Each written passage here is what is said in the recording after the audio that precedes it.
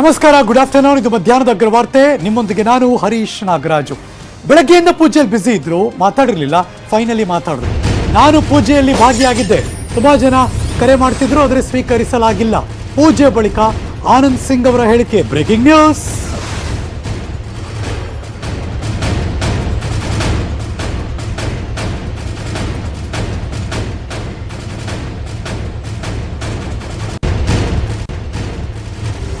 ಆನಂದ್ ಸಿಂಗ್ ಅವರ ಹೇಳಿಕೆ. ಪೂಜೆ ಮುಗಿದ ನಂತರ ಮಾಧ್ಯಮಕ್ಕೆ ಮಾತಾಡಿದ್ರು. ಅವ್ರೇನ್ ಮಾತಾಡಿದ್ರು ಬನ್ನಿ ನೋಡೋಣ. ವೇಣುಗೋಪಾಲ ಕೃಷ್ಣ, ಇದು ವೇಣುಗೋಪಾಲ ಕೃಷ್ಣನ ದೇವಸ್ಥಾನ. ಈ ದೇವಸ್ಥಾನ ನಮ್ಮ ಅಜ್ಜಿಯವರ ನೆನಪಿನಲ್ಲಿ ನಮ್ಮ ಅಜ್ಜನವರು ಇದು ಕಟ್ಟಿರ್ತಕ್ಕಂಥ ದೇವಸ್ಥಾನ. ಈ ದೇವಸ್ಥಾನದಲ್ಲಿ ಬೇರೆ ಬೇರೆ ಚಿಕ್ಕ ಚಿಕ್ಕ ದೇವಸ್ಥಾನಗಳು, ಸುಮಾರು 5 ದೇವಸ್ಥಾನಗಳಿದೆ. ಅದು ನವಗ್ರಹ ಆಗಿರ್ಬೋದು, ಅದಾದ್ಮೇಲೆ ಲಕ್ಷ್ಮೀ ವೆಂಕಟರಮಣ ಆಗಿರ್ಬೋದು, ಆಂಜನೇಯ ಆಗಿರ್ಬೋದು, ಶಿವನ ಪರಿವಾರ ಆಗಿರ್ಬೋದು, ಒಂದು ರಾಮ ದರ್ಬಾರ್. ಈ ರೀತಿ 5 ದೇವಸ್ಥಾನಗಳು ಬಹಳಷ್ಟು ಶಿಥಿಲವಾಗಿದ್ದು. ನಮ್ಮ ತಂದೆಯವರು ಜೀವಂತವಾಗಿದ್ದಾಗ ಅವರಲ್ಲಿ ಬಹಳ ಒಂದು ಆಸೆ ಇತ್ತು. ನಮ್ಮ ತಾತನವರು ಕಟ್ಟಬೇಕಾದಾಗ ಹಣದ ಕೊರತೆಯಿಂದ ಇದಕ್ಕೆ ರಾಜಗೋಪುರ ಕಟ್ಟಿರಲಿಲ್ಲ. ನನ್ನ ತಂದೆಯವರು ಇವತ್ತು ಸ್ವರ್ಗವಾಸಿ ಆಗಿದ್ದಾರೆ. ಅವರು ನಾನು ಕೂತು ಚರ್ಚೆ ಮಾಡಿದಾಗ, ನಮ್ಮ ಕುಟುಂಬದವರೆಲ್ಲ ಕೂತು ಚರ್ಚೆ ಮಾಡಿದಾಗ, ಈ ದೇವಸ್ಥಾನಗಳು ಮತ್ತು ಈ ಗೋಪುರವನ್ನ ಜೀರ್ಣೋದ್ಧಾರಣ ಮಾಡೋಣ ಅಂತೇಳಿ ನಾವು ತೀರ್ಮಾನ, ಅವರು ಜೀವಂತವಾಗಿದ್ದಾಗೆ ನಾನು ತಗೊಂಡಿರ್ತಕ್ಕಂಥ ಒಂದು ತೀರ್ಮಾನ ನಾವೆಲ್ಲರೂ. ಆದ್ರೆ ನನಗೆ ಬಹಳಷ್ಟು ಒಂದು ವಿಶ್ವಾಸ ಇತ್ತು, ನಮ್ಮ ತಂದೆಯವರು ಈ ಒಂದು ಜೀರ್ಣ ಉದ್ಧಾರದ ಒಂದು ಪೂಜೆಯಲ್ಲಿ ಅವರು ಪಾಲ್ಗೊಳ್ತಾರೆ ಅಂತ ಹೇಳಿ. ಆದ್ರೆ ಅದು ಒಂದು ವಿಧಿಯ ಆಟ. ಅವರು ಸ್ವರ್ಗವಾಸಿ ಆಗಿದ್ದಾರೆ. ಆದ್ರೆ ಅದು ಒಂದು ದುಃಖನೂ ಇದೆ. ಆದ್ರೆ ಅದ್ರ ಜೊತೆಗೆ ಬಹಳಷ್ಟು ತಾವು ನಿರೀಕ್ಷೆ ಮಾಡ್ತಾ ಇರೋದು ಇವತ್ತು ರಾಜಕೀಯ ಮುಂದಿನ ಬೆಳವಣಿಗೆ ಏನು ಅಂತ ಹೇಳಿ. ಆದ್ರೆ ಮಾಧ್ಯಮದ ಮಿತ್ರರಲ್ಲಿ ನಾನು ಮನವಿ ಮಾಡ್ಕೊಂಡಿದ್ದೀನಿ, ಖಂಡಿತವಾಗ್ಲೂ ತಾವು ಏನು ನಿರೀಕ್ಷೆ ಮಾಡಿದಿರಿ ಆ ನಿರೀಕ್ಷೆ ಪ್ರಕಾರ ನಾನು ಯಾವುದೇ ಪ್ರತಿಕ್ರಿಯೆ ಕೊಡಲ್ಲ ಅಂತ ಹೇಳಿ ನಾನು 7ನೇ ತಾರೀಕು 8ನೇ ತಾರೀಕು ನಾನು ಬಳ್ಳಾರಿನಲ್ಲಿ ನಾನು ಪ್ರತಿಕ್ರಿಯೆ ಕೊಟ್ಟಿದ್ದೀನಿ. 7ನೇ ತಾರೀಕಿಗೆ ನಾನು ಪ್ರತಿಕ್ರಿಯೆ ಕೊಟ್ಟಿದ್ದೀನಿ. ಅಸಮಾಧಾನ ಆಗಿದೆ ಅಂದ್ರೆ ನಾನು ಮರೆ ಹಿಂದೆ ಹೇಳಂತ ವ್ಯಕ್ತಿ ಅಲ್ಲ. ಎಲ್ಲೋ ಹೋಗಿ ಬ್ಲಾಕ್ ಮೇಲ್ ಮಾಡೋಂತ ತಂತ್ರ ನಾನು ಮಾಡಲ್ಲ. ನಾನು ನೇರವಾಗಿ ಕೇಳ್ತೀನಿ, ಹೇಳೋರು ನೇರವಾಗಿ ಹೇಳಿದ್ರು ಅರ್ಥ ಮಾಡ್ಕೊಳ್ಳುವಂತ ವ್ಯಕ್ತಿ ನಾನು. ಅಕಸ್ಮಾತ್ ನಂದು ತಪ್ಪಿದ್ರೆ ನಾನು ತಿದ್ದುಪಡಿ ಮಾಡಿಕೊಳ್ಳುವಂತ ವ್ಯಕ್ತಿ ನಾನು ಎಲ್ಲೋ ಹಿಂದೆಯಿಂದ ಹೋಗಿ ಪಕ್ಷಕ್ಕೆ ಮುಜುಗರ ಆಗೋದು, ರಾಜ್ಯದ ನಮ್ಮ ನಾಯಕರಿಗೆ ಮುಜುಗರ ಆಗುವಂತ ರೀತಿ ನಾನು ಯಾವತ್ತೂ ನಡೆದಿಲ್ಲ. ನಡೆದುಕೊಂಡಿದ್ರೆ ಯಾರಿಗಾದ್ರೂ ನೋವಾಗಿದ್ರೆ ನಾನು ಕ್ಷಮೆಯನ್ನ ಯಾಚಿಸ್ತೇನೆ. ಯಾಕಂದ್ರೆ ನಾನು ರಾಜ್ಯದ ಒಂದು ಅತಿ ದೊಡ್ಡ ರಾಜಕಾರಣಿ ಅಲ್ಲ, ನಾಯಕನೂ ಅಲ್ಲ.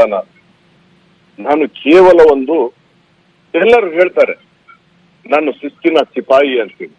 ನಾನು ಹೇಳ್ಕೊಳ್ಳೋದು ಅವಶ್ಯಕತೆ ಇಲ್ಲ. ನನ್ನ ಕ್ಷೇತ್ರದ ಜನರಿಗೆ ಗೊತ್ತಿದೆ ನಾನು ಎಷ್ಟು ಶಿಸ್ತನ್ನ ನಾನು ಕಾಪಾಡ್ಕೊಂತ ಬಂದಿದ್ದೀನಿ ಇಲ್ಲಿವರೆಗೆ. ಆದ್ರೂ ನನ್ನ ಪಕ್ಷಕ್ಕೆ ಗೌರವ ಕೊಡುವಂಥದ್ದು ನನ್ನ ಧರ್ಮ, ನನ್ನ ಕರ್ತವ್ಯ. ನನ್ನ ಕಾರ್ಯಕರ್ತರನ್ನ ರಕ್ಷಣೆ ಮಾಡೋದು ನನ್ನ ಧರ್ಮ. ಆದ್ರೆ ವಿಧಿಯ ಆಟ ಅಂತ ಹೇಳ್ತೀವಿ ನಾವು. ತಮ್ಗೆ ಗೊತ್ತಾಯ್ತೋ ಇಲ್ಲೋ, ನನ್ನ ರಾಜಕೀಯದ ಜೀವನ ಬಹಳ ದೊಡ್ಡ ಪ್ರಯಾಣ ಅಲ್ಲ, ಒಂದು ಸಣ್ಣ ಪ್ರಯಾಣ ನಂದು. ಇವ್ರು ಹೇಳ್ತಾರೆ 30 ವರ್ಷ, 40 ವರ್ಷ, 50 ವರ್ಷ. ನನ್ನ ಪ್ರಯಾಣ ಬಂದು ಬಹಳ ಸಣ್ಣದು. ರಾಜಕೀಯ ಜೀವನ ಬಂದು 15 ವರ್ಷದ್ದು. ಸಮಾಜ ಸೇವೆ,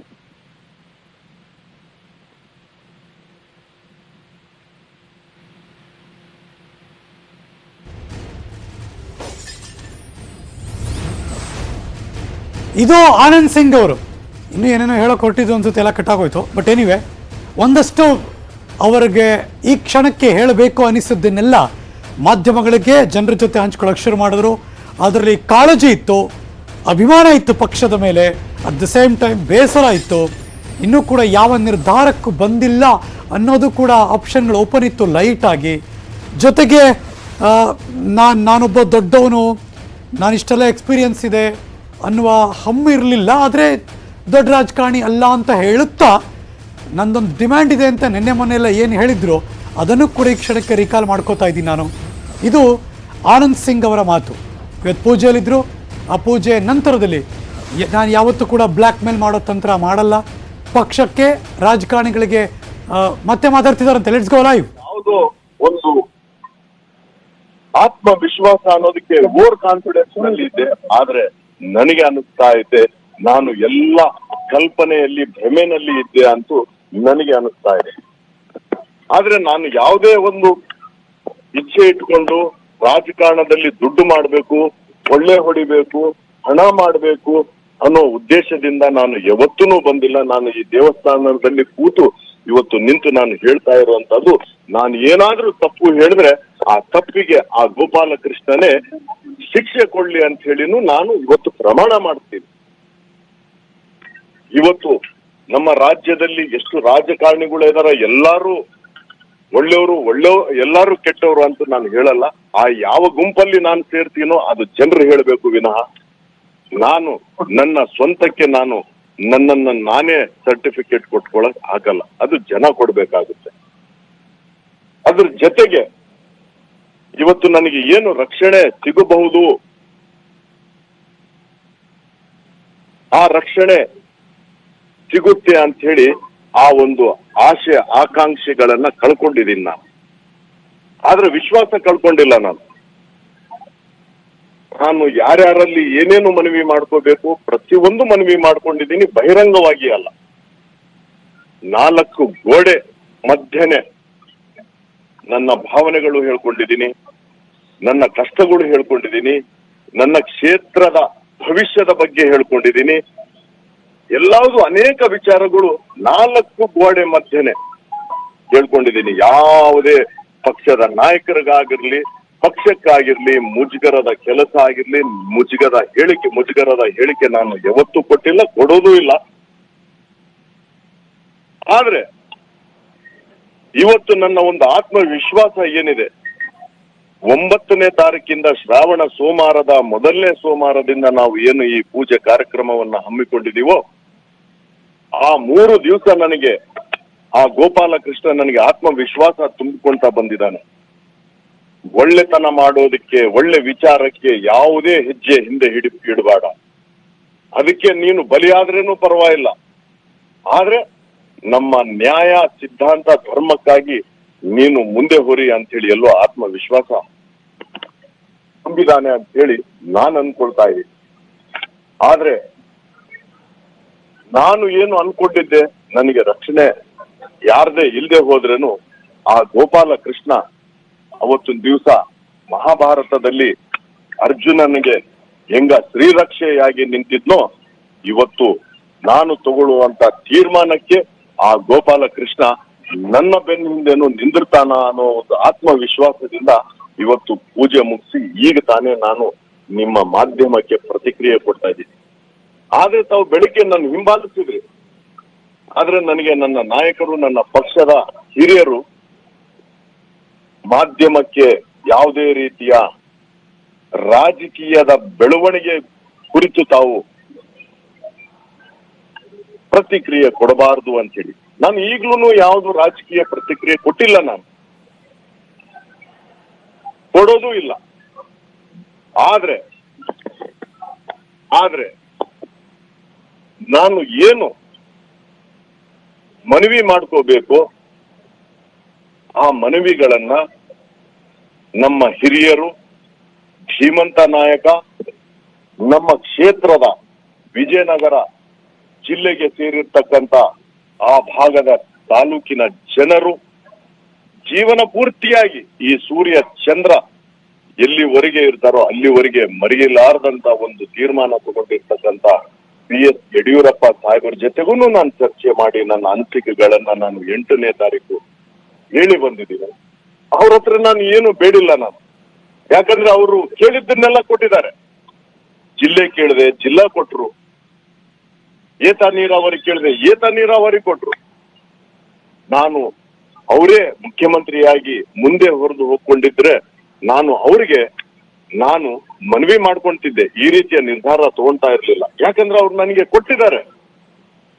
ನಾನು ಪದೇ ಪದೇ ಅವರಲ್ಲಿ ನಾನು ಮತ್ತೆ ನನ್ನ ವೈಯಕ್ತಿಕವಾದಂತ ವಿಚಾರಗಳು ಕೇಳಬಾರ್ದಂತ ಹೇಳಿ ನನಗೆ 2-3 ಬಾರಿ ಖಾತೆ ಬದಲಾವಣೆ ಮಾಡಿದ್ರೇನು ನಾನು ಯಾವತ್ತೂ ಅವರಿಗೆ ಒತ್ತಡ ಮಾಡ್ಲಿಲ್ಲ. ಆದ್ರೆ ಮನವಿ ಮಾಡಿದ್ದೀನಿ, ಸರ್ ನನ್ನ ಬಗ್ಗೆ ಏನಾದ್ರು ಆಲೋಚನೆ ಮಾಡಿ ಅಂತ ಹೇಳಿದಾಗ ಆಯ್ತು ಮಾಡೋಣ ಅಂದ್ರೆ ನಾನು 1 ನಿಮಿಷನೂ ಕುಂದುತ್ತಾ ಇರಲಿಲ್ಲ.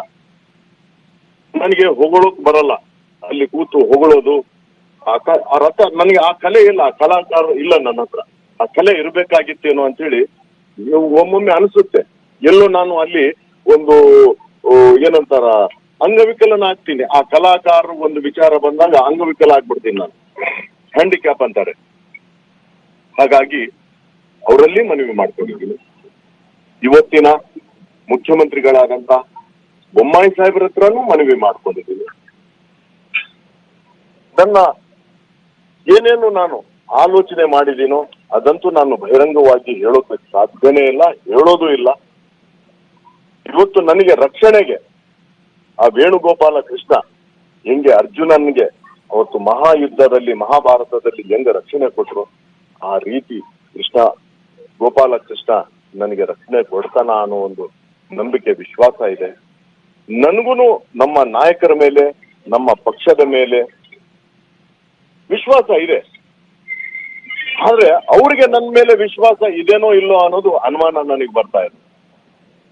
ಯಾಕೆ ಅಂದ್ರೆ ನಾನು ಕೆಲವರು ಹೇಳಿದ್ರು, ಏನ್ರಿ ಪ್ರವಾಸೋದ್ಯಮ ಕೊಟ್ಟಿದ್ದಾರೆ, ಅದು ಕೊಟ್ಟಿದ್ದಾರೆ, ಇದು ಕೊಟ್ಟಿದ್ದಾರೆ. ಕೆಲವರು ಬಿಟ್ಟಿದ್ದನ್ನ ನಾನು ಮಾಡ್ತೀನಿ ಅಂತೀನಿ.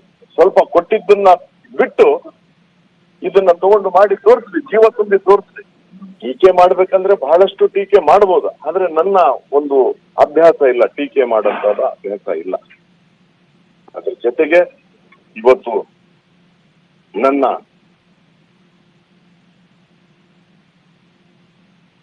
ರಾಜಕೀಯದ ಜೀವನ ಇಲ್ಲಿಂದ ಪ್ರಾರಂಭ ಆಗಿತ್ತು. ನನ್ನ ರಾಜಕೀಯದ ಜೀವನ 15 ವರ್ಷದ ಹಿಂದೆ ನಾನು 2008ರಲ್ಲಿ ನಾನು ರಾಜಕೀಯದ ಕ್ಷೇತ್ರದಲ್ಲಿ ಕಾಲಿಟ್ಟವನು. ಅದಕ್ಕಿಂತ ಮುಂಚೆ 5 ವರ್ಷ ನಾನು ಸಮಾಜ ಸೇವಕನಾಗಿದ್ದೆ. ಇವತ್ತು ನನ್ನ ರಾಜಕೀಯದ ಜೀವನ ಪ್ರಾರಂಭ ಇಲ್ಲಿಂದಾನೇ ಆಯ್ತು, ಇದೇ ದೇವಸ್ಥಾನದಿಂದ ಆಯ್ತು. ಸಚಿವನು ಇದೇ ದೇವಸ್ಥಾನ. ಯಾಕಂದ್ರೆ ಬಹಳಷ್ಟು ಉದಾಹರಣೆಗಳಿದಾವೆ, ಈಗ ಸಮಯ ಇಲ್ಲ. ನಾನು ಹೇಗೆ ನಾನು 2008ರಲ್ಲಿ ಸಚಿವನಾದೆ ಅಂದ್ರೆ, ಯಾರೋ ಒಂದು ವ್ಯಕ್ತಿ ನನಗೆ ಗೊತ್ತೂ ಇಲ್ಲ ಅಂತ ವ್ಯಕ್ತಿ ಇದೇ ದೇವಸ್ಥಾನದಲ್ಲಿ ಬಂದು ನಿನ್ನನ್ನ ಸಚಿವನಾಗಿ ಮಾಡ್ತೀನಿ ಅಂದಾಗ ನಾವು ನಕ್ಕಿವಿ, ಹೇ ಯಾರೋಪ ಈ ಗಿರಾಕಿ ಅಂತ ವ್ಯಕ್ತಿ ಆ ಕೃಷ್ಣನ ರೂಪದಲ್ಲಿ, ಆ ಗೋಪಾಲ ಕೃಷ್ಣನ ರೂಪದಲ್ಲಿ ಅವತ್ತು ಈ ದೇವಸ್ಥಾನಕ್ಕೆ ಬಂದು, ಯಾವುದೇ ನನಗೆ ಯಾರು ಅನ್ನೋದು ಗೊತ್ತಿಲ್ಲ. ಅವರು ನನಗೆ ಈಗ ಗೊತ್ತಿದೆ ಯಾರು ಅಂತ ಹೇಳಿ, ಅವತ್ತೊಂದು ದಿವಸ ಯಾರು ಅಂತ ಹೇಳಿ ಗೊತ್ತಿಲ್ಲ. ಅವ್ರು ನಾನು ನಿನ್ನನ್ನ ಮಂತ್ರಿ ಮಾಡ್ತೀನಿ ಅಂತ ಹೇಳಿದಾಗ, ಈಗ ಯಾಕಂದ್ರೆ ಬಹಳಷ್ಟು ಜನ ಇರ್ತಾರಲ್ಲ, ಮೋಸ ಮಾಡಂತ ಜನ ಇರ್ತಾರಲ್ಲ, ಅಂತವ್ರೇನೋ ಇವರು ಅಂತ ಹೇಳಿ. ಆಮೇಲೆ ನಾನು ಅವ್ರಿಗೆ ಹೋಗಿ ಪ್ರಣಾಮ ಮಾಡಿ ಅವ್ರ ಹತ್ರ ಆಶೀರ್ವಾದ ಪಡೆದೆ. ಆಗ ಅನೇಕ ಉದಾಹರಣೆಗಳು ಇದಾವೆ. ಇವತ್ತು ಒಂದು ಮಾಧ್ಯಮಕ್ಕೆ ನಾನು ಹೇಳೋಕೆ ಇಚ್ಛೆ ಪಡ್ತೀನಿ, ಹೇಳೋದಕ್ಕೆ ನನ್ನ ಪ್ರಾರಂಭ ಇಲ್ಲಿಂದಾನೇ ಆಯ್ತು. ನನಗೆ ಗೊತ್ತಿಲ್ಲ ನನ್ನ ರಾಜಕೀಯ ಅಂತ್ಯನೂ ಇಲ್ಲಿಂದಾನೇ ಆಗಬಹುದೇನೋ ಅನ್ನೋದು ನಾನು ನಿಮ್ಗೆ ಹೇಳೋಕೆ ಇಚ್ಛೆ ಪಡ್ತೀನಿ. ನಾನು ಯಾವುದೇ ರೀತಿಯ ವಿಚಾರಗಳನ್ನ ಪ್ರಾರಂಭ ಎಲ್ಲಿಂದ ಮಾಡಿದೋ ಅಲ್ಲಿಂದಾನೇ ಇವತ್ತು ಅಂತ್ಯ ಆಗ್ಬೋದು. ಆ ಗೋಪಾಲ ಕೃಷ್ಣನ ಆಶೀರ್ವಾದ ಕೃಪೆ ಇದ್ರೆ ಮತ್ತೆ ಪುನರ್ ಪ್ರಾರಂಭ ಆಗ್ಬೋದು. ಇಲ್ಲದೆ ಹೋದ್ರೆ ಪರಮಾತ್ಮನ ಒಂದು ಕೃಪೆ ನಿನಗೆ ಇಲ್ಲಿಗೆ ಅಂತ್ಯ, ನಿನ್ನ ರಾಜಕೀಯ ಜೀವನ ಇಲ್ಲಿಗೆ ಅಂತ್ಯ ಅಂದ್ರೆ ನಾನು ಕೃಷ್ಣನ ಆಶೀರ್ವಾದ ಪಡೆದು ನನ್ನ ಹೊಸ ಜೀವನದ ಪ್ರಾರಂಭ ಮಾಡೋದಕ್ಕೆ ನಾನು ಇವತ್ತು ಆ ದೇವರಲ್ಲಿ ಪ್ರಾರ್ಥನೆ ಮಾಡ್ಕೊಂಡಿರ್ತಕ್ಕಂಥ ವಿಚಾರಗಳು ನಾನು ನಿಮ್ಗೆ ಹೇಳ್ತಾ ಇದ್ದೀನಿ. ಇನ್ನ ಕಾದು ನೋಡ್ಬೇಕು, ಏನು ನನ್ನ ರಾಜಕೀಯ ಜೀವನ ಇಲ್ಲಿಗೆ ಅಂತ್ಯನೋ ಇಲ್ಲೋ ನನ್ನ ರಾಜಕೀಯ ಜೀವನ ಮತ್ತೆ ಪುನರ್ ಪ್ರಾರಂಭ ಆಗುತ್ತೆ ಅನ್ನೋದು ಆ ಗೋಪಾಲ ಕೃಷ್ಣನೇ ರಕ್ಷಣೆಯಾಗಿ ಕಾಪಾಡಬೇಕು. ಎಲ್ಲ ಆ ಪರಮಾತ್ಮ, ಕೃಷ್ಣ ಪರಮಾತ್ಮನ ಕೈಯಲ್ಲಿ ಇದೆ ಅನ್ನೋ ಮಾತನ್ನ ಈ ಸಂದರ್ಭದಲ್ಲಿ ನಾನು ಮಾಧ್ಯಮದ ಮಿತ್ರರಿಗೆ ಹೇಳೋಕೆ ಇಚ್ಛೆ ಪಡ್ತೇನೆ. ಅದೇ ರೀತಿ ಈಗ ಪೂಜೆ ಆದ ಮೇಲೆ ಆಗೋಗಿದೆ, ಪೂಜೆ ಏನಿಲ್ಲ, ಪೂಜೆ ಆಗೋಗಿದೆ. ನಾನು ಬೆಂಗಳೂರು ಕಡೆಗೆ ಏನು ಇವತ್ತು ಹೋಗ್ಬೇಕಾ ನಾಳೆ ಬೆಳಿಗ್ಗೆ ಹೋಗ್ಬೇಕಾ ಅನ್ನೋ ವಿಚಾರ ನಾನು ತಿಳ್ಕೊಂಡು, ನಾನು ಬೇರೆ ಬೇರೆ ಕೆಲಸಗಳು ನೋಡ್ಕೊಂಡು ನಾನು ಮುಖ್ಯಮಂತ್ರಿಗಳನ್ನ ಕಾಣೋಕೆ ಬನ್ನಿ ಅಂತೂ ಹೇಳಿದ್ದಾರೆ. ನೀನು ಇವತ್ತು ಹೋಗ್ಬೇಕಾ ನಾಳೆ ಹೋಗ್ಬೇಕಾ ಅನ್ನೋದು ಇನ್ನೂ ತೀರ್ಮಾನ ತಗೊಂಡಿಲ್ಲ. ಧನ್ಯವಾದ. ನಾನು ಯಾವುದು ಪ್ರತಿಕ್ರಿಯೆ ಕೊಡಲ್ಲ. ನಾನು ಏನೇನು ಅನ್ಕೊಂಡಿದ್ದೆ, ನಂದು ಅಂತ್ಯನ ಇಲ್ಲ ಪ್ರಾರಂಭನ ಅನ್ನೋದು ಆ ಕೃಷ್ಣ ಪರಮಾತ್ಮನೇ ಅದು ಕೊಡ್ಬೇಕಾಗುತ್ತೆ ಆದೇಶ. ಇಲ್ಲ, ಯಾವ್ದು ನಾನು ಯಾವ್ದನ್ನು ರಿಯಾಕ್ಟ್ ಮಾಡಲ್ಲ. ರಾಜಕೀಯವಾಗಿ ನಾನು ಏನ್ ಹೇಳ್ಬೇಕಾಗಿತ್ತು ಅದನ್ನೆಲ್ಲ ಹೇಳಿದ್ದೀನಿ. ಇವತ್ತು ಮುಖ್ಯಮಂತ್ರಿಗೆ 8ನೇ ತಾರೀಕು ಹೋದಾಗ ನಾನು ಏನ್ ಅನ್ಕೊಂಡಿದ್ದೀನೋ, ಏನ್ ನನ್ನ ವಿಚಾರ ಇದೆ ಅನ್ನೋದು ಆ ವಿಚಾರದ ಮೇಲೆ, ಆ ಸ್ಟ್ಯಾಂಡಿನ ಮೇಲೆ ಈಗಲೂ ನಿಂದಿರ್ತೀನಿ, ಮುಂದೇನೂ ನಿಂದಿರ್ತೀನಿ. ಏನಾದ್ರೇನು ನನ್ನ ಸ್ಟ್ಯಾಂಡ್. ಅದ್ರ ಬಗ್ಗೆ ನಾನು ಬಹಿರಂಗವಾಗಿ ಏನು ಹೇಳೋಕ್ ಇಚ್ಛೆ ಪಡಲ್ಲ. ಅವ್ರು ಆಶ್ವಾಸನೆ ಕೊಟ್ಟಿದಾರೋ ಆಶ್ವಾಸನೆ ಕೊಟ್ಟಿಲ್ವೋ ಅದು ಅವ್ರಿಗೆ ಬಿಟ್ಟಿರ್ತಕ್ಕಂಥ ವಿಚಾರ. ದಯವಿಟ್ಟು ತಾವು ಬಂದಿದ್ದೀರಿ, ಸುಮ್ನೆ ಪದೇ ಪದೇ ಕೇಳಿದ್ದೇ ಪ್ರಶ್ನೆ ಕೇಳಬೇಡಿ. ನಾನು ಎಲ್ಲರಿಗೂ ಒಟ್ಟಾಗಿ ಒಂದೇ ಪ್ರಶ್ನೆ, 100 ಮಂದಿ ಪ್ರಶ್ನೆಗೆ ಒಂದೇ ಉತ್ತರ ಕೊಡ್ತೀನಿ. ಆ ಉತ್ತರವನ್ನ ತಗೊಂಡು ಶಾಂತರೀತವಾಗಿ ದೇವ್ರ ಪ್ರಸಾದ ತಗೊಂಡು ತಾವು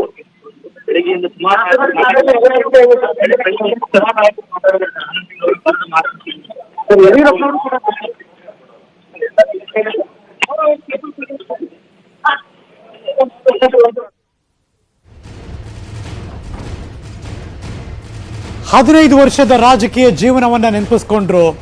ಸಚಿವನಾಗೋಕೆ ಶುರು ಮಾಡಿದಾಗ 2008ರಲ್ಲಿ ಅದೇ ಗೋಪಾಲಸ್ವಾಮಿ ದೇವಸ್ಥಾನದಿಂದ, ಗೋಪಾಲಕೃಷ್ಣ ದೇವಸ್ಥಾನದಿಂದ ಏನೇನು ನಡೀತು ಅನ್ನೋ ನೆನಪುಗಳನ್ನ ಮಾಡ್ಕೊಂಡ್ರು. ಆದರೆ ಅವ್ರು ಹೇಳಿದ್ರಲ್ಲಿ ಒಂದಂತೂ ಅನುಮಾನ ಕಾಡಿದ್ದು, ಲಾಸ್ಟ್ ಬಂತಲ್ಲ ಪಂಚ್ ಲೈನು, ಅಂದರೆ ಇಲ್ಲಿಂದ ನನ್ನ ರಾಜಕೀಯ ಶುರುವಾಯಿತು, ಇಲ್ಲೇ ನನ್ನ ರಾಜಕೀಯ ಎಂಡ್ ಆಗಬಹುದು, ಡಿಸೈಡ್ ಮಾಡೋಕ್ಕೆ ನಾನು ಯಾರೂ ಅಲ್ಲ, ನಿರ್ಧಾರ ಮಾಡೋದು ಗೋಪಾಲಕೃಷ್ಣ ಸ್ವಾಮಿ, ನಾನಲ್ಲ ಅಂದರು. ಯಡಿಯೂರಪ್ಪನವ್ರ ಬಗ್ಗೆ ನೆನಪಿಸ್ಕೊಂಡ್ರು. ಕಳೆದ ಬಾರಿ ಯಡಿಯೂರಪ್ಪನವರು ನಾನೇನೇನೆಲ್ಲ ಕೇಳಿದೆ ಎಲ್ಲವನ್ನೂ ದಯಪಾಲಿಸ್ಬಿಟ್ರು ಅಂದರು. ಅದಾದ ನಂತರ ಬಸವರಾಜ ಬೊಮ್ಮಾಯಿ ಅವರ ಹತ್ರ ತಾವು ಮಾಡಿಕೊಂಡಂಥ ರಿಕ್ವೆಸ್ಟ್ಗಳನ್ನು, ವಿನಂತಿಗಳನ್ನು ಕೂಡ ಮೆನ್ಷನ್ ಮಾಡಿದ್ರು. ರಾಜಕೀಯವಾಗಿ ಏನೂ ಮಾತಾಡಲ್ಲ ಅಂದರು, ಆದರೆ ರಾಜಕೀಯ ಬಿಟ್ಟು ಹೋಗೋ ಸುಳಿವು ಕೊಟ್ಟರು. ರಾಜಕೀಯಕ್ಕೆ ಎಂಟ್ರಿ ಕೊಟ್ಟಿದ್ದನ್ನು ಮಾತಾಡಿದ್ರು. ಸಚಿವನಾಗಿದ್ದಾಗ ಯಾರೋ ಬಂದು ಆಕಸ್ಮಿಕವಾಗಿ ನನ್ನ ಸಚಿವರನ್ನಾಗಿ ಮಾಡಿದ್ರು ಅಂತ ಕೂಡ ಮೆನ್ಷನ್ ಮಾಡಿದ್ರು. ಇದು ಆನಂದ್ ಸಿಂಗ್ ಅವರ ಮಾತು. ಉತ್ತರ ಸಿಗ್ತಾ ಹಲವಾರು ಪ್ರಶ್ನೆಗಳಿಗೆ ಅಂದರೆ ಖಂಡಿತ ಇಲ್ಲ. ಆದರೆ ಒಂದಷ್ಟು ತೀರ್ಮಾನಗಳಿಗೆ ಅವರು ಬಂದಿದ್ದಾರೆ ಎನ್ನುವ ... ಕ್ವಶನ್ ಮಾರ್ಕ್ ಈಗಲೂ ಇದೆ.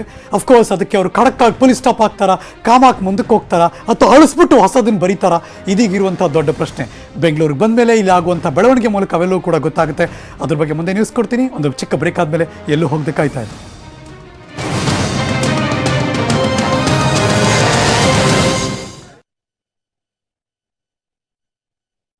ಹಂಚಿಕೆಯಲ್ಲಿ ಅಸಮಾಧಾನವನ್ನು ಹೊರಹಾಕಿದ್ದಾಗಿತ್ತು ನಿನ್ನೆ ಅವರು. ಇದೀಗ ಬೆಳಗ್ಗೆಯಿಂದ ಪೂಜೆಯಲ್ಲಿದ್ದರು. ಅದಾದ ನಂತರದಲ್ಲಿ ಮಾಧ್ಯಮಗಳಿಗೆ ಪ್ರತಿಕ್ರಿಯೆಯನ್ನು ಕೊಟ್ಟರು ಸಚಿವ ಆನಂದ್ ಸಿಂಗ್. ಏನೇನು ಬೆಳವಣಿಗೆ ಆಗ್ತಾ ಇದೆ, ತಮ್ಮ ಇರಾದೆ ಏನು, ಏನೇನು ಮಾಡಬೇಕು ಅಂತಿದ್ದೀನಿ, ಎಲ್ಲವನ್ನೂ ಕೂಡ ಹೇಳಿದ್ರು. ಹಾಗಾದ್ರೆ ಅವ್ರು ಏನು ಮಾತಾಡಿದ್ರು ಬನ್ನಿ ಕೇಳಿಸ್ಕೊಳ್ಳೋಣ. ಒಂದು ಹೇಳೋದಕ್ಕೆ, ನನ್ನ ಪ್ರಾರಂಭ ಇಲ್ಲಿಂದಾನೇ ಆಯ್ತು. ನನಗೆ ಗೊತ್ತಿಲ್ಲ ನನ್ನ ರಾಜಕೀಯ ಅಂತ್ಯನೂ ಇಲ್ಲಿಂದಾನೇ ಆಗಬಹುದೇನೋ ಅನ್ನೋದು ನಾನು ನಿಮ್ಗೆ ಹೇಳೋಕೆ ಇಚ್ಛೆ ಪಡ್ತೀನಿ. ನಾನು ಯಾವುದೇ ರೀತಿಯ ವಿಚಾರಗಳನ್ನ ಪ್ರಾರಂಭ ಎಲ್ಲಿಂದ ಮಾಡಿದ್ರು ಅಲ್ಲಿಂದಾನೇ ಇವತ್ತು ಅಂತ್ಯ ಆಗ್ಬೋದು. ಆ ಗೋಪಾಲಕೃಷ್ಣನ ಆಶೀರ್ವಾದ ಕೃಪೆ ಇದ್ರೆ ಮತ್ತೆ ಪುನರ್ ಪ್ರಾರಂಭ ಆಗ್ಬೋದು.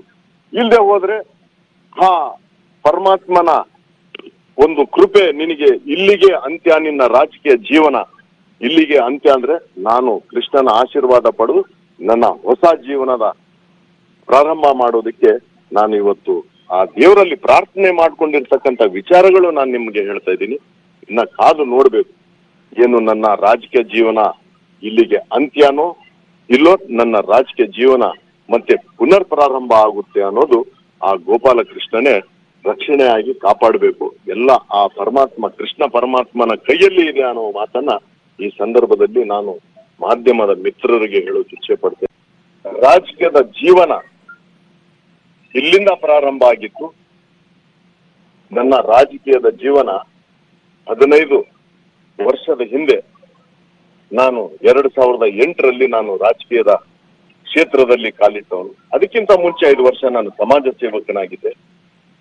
ಇವತ್ತು ನನ್ನ ರಾಜಕೀಯದ ಜೀವನ ಪ್ರಾರಂಭ ಇಲ್ಲಿಂದಾನೇ ಆಯ್ತು. ಇದೇ ದೇವಸ್ಥಾನದಿಂದ ಆಯ್ತು. ಸಚಿವನು ಇದೇ ದೇವಸ್ಥಾನ. ಯಾಕಂದ್ರೆ ಬಹಳಷ್ಟು ಉದಾಹರಣೆಗಳಿದಾವೆ, ಈಗ ಸಮಯ ಇಲ್ಲ. ನಾನು ಹೇಗೆ ನಾನು 2008ರಲ್ಲಿ ಸಚಿವನಾದೆ ಅಂದ್ರೆ, ಯಾರೋ ಒಂದು ವ್ಯಕ್ತಿ, ನನಗೆ ಗೊತ್ತೂ ಇಲ್ಲ ಅಂತ ವ್ಯಕ್ತಿ ಇದೇ ದೇವಸ್ಥಾನದಲ್ಲಿ ಬಂದು ನಿನ್ನನ್ನ ಸಚಿವನಾಗಿ ಮಾಡ್ತೀನಿ ಅಂದಾಗ ನಾವು ನಕ್ಕಿವಿ. ಹೇ, ಯಾರೋಪ ಈ ಗಿರಾಕಿ ಅಂತ ವ್ಯಕ್ತಿ ಆ ಕೃಷ್ಣನ ರೂಪದಲ್ಲಿ, ಆ ಗೋಪಾಲ ಕೃಷ್ಣನ ರೂಪದಲ್ಲಿ ಅವತ್ತು ಈ ದೇವಸ್ಥಾನಕ್ಕೆ ಬಂದು, ಯಾವುದೇ ನನಗೆ ಯಾರು ಅನ್ನೋದು ಗೊತ್ತಿಲ್ಲ. ಅವರು ನನಗೆ ಈಗ ಗೊತ್ತಿದೆ ಯಾರು ಅಂತ ಹೇಳಿ. ಅವತ್ತಿನ ದಿವಸ ಯಾರು ಅಂತ ಹೇಳಿ ಗೊತ್ತಿಲ್ಲ. ಅವ್ರು ನಾನು ನಿನ್ನನ್ನ ಮಂತ್ರಿ ಮಾಡ್ತೀನಿ ಅಂತ ಹೇಳಿದಾಗ, ಈಗ ಯಾಕಂದ್ರೆ ಬಹಳಷ್ಟು ಜನ ಇರ್ತಾರಲ್ಲ, ಮೋಸ ಮಾಡಂತ ಜನ ಇರ್ತಾರಲ್ಲ, ಅಂತವ್ರೇನೋ ಇವರು ಅಂತ ಹೇಳಿ. ಆಮೇಲೆ ನಾನು ಅವ್ರಿಗೆ ಹೋಗಿ ಪ್ರಣಾಮ ಮಾಡಿ ಅವ್ರ ಹತ್ರ ಆಶೀರ್ವಾದ ಪಡೆದೆ. ಆಗ ಅನೇಕ ಉದಾಹರಣೆಗಳು ಇದಾವೆ. ಇವತ್ತು ಒಂದು ಮಾಧ್ಯಮಕ್ಕೆ ನಾನು ಹೇಳೋಕೆ ಇಚ್ಛೆ ಪಡ್ತೀನಿ. ಹೇಳೋದಕ್ಕೆ ನನ್ನ ಪ್ರಾರಂಭ ಇಲ್ಲಿಂದಾನೇ ಆಯ್ತು. ನನಗೆ ಗೊತ್ತಿಲ್ಲ ನನ್ನ ರಾಜಕೀಯ ಅಂತ್ಯನೂ ಇಲ್ಲಿಂದಾನೇ ಆಗಬಹುದೇನೋ ಅನ್ನೋದು ನಾನು ನಿಮ್ಗೆ ಹೇಳೋಕೆ ಇಚ್ಛೆ ಪಡ್ತೀನಿ. ಅಂತ್ಯ ಆಗುತ್ತೋ ಪುನರಾರಂಭ ಆಗುತ್ತೋ ಕಾದು ನೋಡ್ಬೇಕಷ್ಟೇ. Let's move on. ಕೊರೋನಾ ಜಾಗೃತಿ ಬಗ್ಗೆ ನೆಟ್ವರ್ಕ್ 18 ಫೆಡರಲ್ ಬ್ಯಾಂಕ್ ಸಹಯೋಗದೊಂದಿಗೆ ಇಡೀ ದೇಶದಾದ್ಯಂತ ನಾವು ಅಭಿಯಾನ ಮಾಡ್ತಿರೋದು ನಿಮಗೆ ಗೊತ್ತೇ ಇದೆ. ಇದರ ಮುಂದುವರೆದ ಭಾಗ ವಾಟ್ಸಪ್ ಮೂಲಕ ನೀವು ಪ್ರಶ್ನೆಗಳನ್ನು ಕೇಳ್ಬೋದು, ಉತ್ತರಗಳು ಕೂಡ ಸಿಗ್ತಾ ಹೋಗುತ್ತೆ. ಯಾವುದೇ ಗೊಂದಲಗಳಿರಲಿ, ಯಾವುದೇ ಡೌಟ್ಸ್ಗಳಿರಲಿ, ಎಲ್ಲವೂ ಕೂಡ ಸಿಗುತ್ತೆ. ಸ್ಕ್ರೀನ್ ಮೇಲೆ ನಾನು ನಂಬರ್ ಕೂಡ ತೋರಿಸ್ತಾ ಇದ್ದೀನಿ. ಆ ನಂಬರ್ಗೆ ನೀವು ವಾಟ್ಸಪ್ ಮಾಡಿದ್ರೆ ಸಾಕು. 79777735 ಮತ್ತು 53 ಈ ನಂಬರ್ ನೀವು ವಾಟ್ಸಪ್ ಮಾಡಿದ್ರೆ ಆ ನಂಬರ್ಗಳ ಮೂಲಕ ನಿಮಗೆ ಉತ್ತರಗಳು ಕೂಡ ಸಿಗ್ತಾ ಹೋಗುತ್ತೆ. 7977773753. ಹಾಗೆಯೇ ನಿಮಗೆ ಯಾವುದೇ ಪ್ರಶ್ನೆಗಳು ಬಂದರೂ ಕೂಡ ನೇರವಾಗಿ ಲಾಗಿನ್ ಆಗ್ಬೋದು, ಮಾಹಿತಿಗಳನ್ನು ಪಡ್ಕೋತಾ ಹೋಗ್ಬೋದು. ಅದು www.moneycontrol.com/ಸಂಜೀವಿನಿ.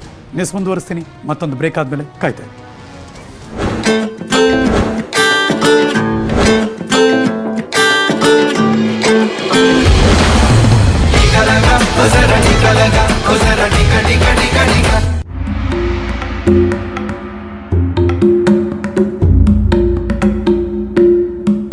ಸೋನಾ ಯಾದವ್ ಇಂದೋರ್ ಜಿಲ್ಲೆ ರಾಜಪುರ ಗ್ರಾಮದಲ್ಲಿ ಕೆಲಸ ಮಾಡ್ತಾ ಇರುವ ಏಕೈಕ ಅಂಗನವಾಡಿ ಕಾರ್ಯಕರ್ತೆ. ಇಲ್ಲಿ ಕೊರೋನಾ ಬಂದಾಗ ಜನರು ಬಹಳ ಹೆದರುಕೊಂಡಿದ್ರು ಮತ್ತು ಹೆದರಿ ಓಡ್ ಹೋಗ್ತಾ ಇದ್ರು. भाग क्यों जाते थे लेकिन? डर लगता था उनको कि कोरोना निकाल देंगे तो हमको हॉस्पिटल में भर्ती कर देंगे और वहाँ से हमारी डेड बॉडी आएगी कि नहीं आएगी, वहीं मर जाएंगे. उनको ऐसा भ्रम था. ಅಲ್ಲದೆ ಇಂದಿಗೂ ಕೂಡ ಅದೇ ತಪ್ಪು ಕಲ್ಪನೆ ಜನರ ಮನಸ್ಸಿನಲ್ಲಿ ದಟ್ಟವಾಗಿದೆ. क्या क्या वजह क्या आप लगाना नहीं चाहते? क्या होता है? डर है आपको किस चीज का? क्या वजह क्या है? नहीं हूँ वहाँ से छुट्टी लिख ही लूँगा डॉक्टर साहब से. मगर बहुत ब्लड प्रेशर है. ये सही कह रहे हैं कि ये नहीं, कुछ नहीं है इनको. ये लगवाना है कि इच्छुक ही नहीं. तो इसलिए हम चाहते हैं कि आप ये कराओ. बोल दो ना, आप लगवाने में लगवाना वो आपके आप पे है. आपसे कोई किसी तरह की कोई जबरदस्ती बिल्कुल नहीं करेगा.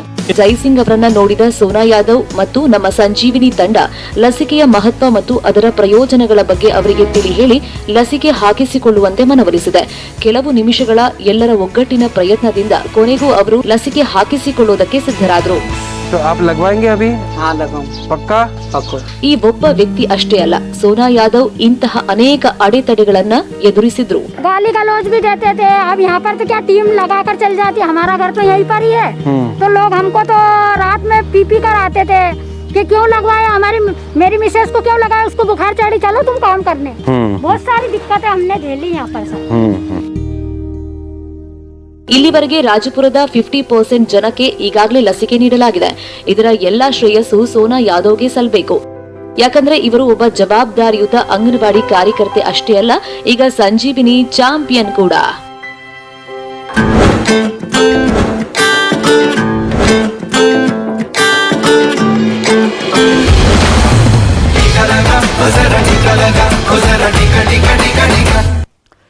ಇಲ್ಲಿಗೆ ಮಧ್ಯಾಹ್ನದ ಅಗ್ರವಾರ್ತೆಯನ್ನು ಮುಗಿಸಿ ನಾನು ಹೋಗಿ ಬರ್ತೀನಿ. ಮತ್ತೆ ಸಿಗ್ತೀನಿ ಮುಂದಿನ ನ್ಯೂಸ್ಗಳಲ್ಲಿ. ಆದರೆ ಪಕ್ಕಾ ನ್ಯೂಸ್ಗೆ ನೀವು ಯಾವಾಗಲೂ ನೋಡ್ತಾ ಇರಿ ನ್ಯೂಸ್ 18 ಕನ್ನಡ. ಜಾಲ ನಮ್ಮದು, ಬಲ ನಿಮ್ಮದು.